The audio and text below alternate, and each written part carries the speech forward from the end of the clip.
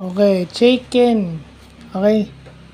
Ang tinatawag, check-in money flow o yung ito raw yung isang tool na ginagamit para ma-assess yung pag-flow ng money sa isang stock. So kumbaga ito yung cash flow. Ito yung ginagamit na tool para ma-measure yung pagpasok at paglabas ng pera within a stock. So na-discover ito ni Mark Chaikin, kaya nga Chaikin Money Flow.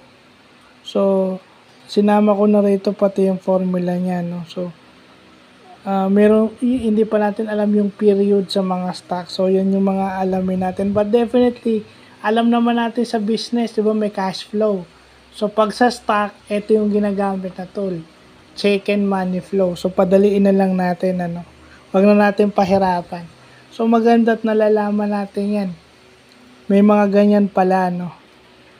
Chaikin Money Flow or CMF. So, yun lang po.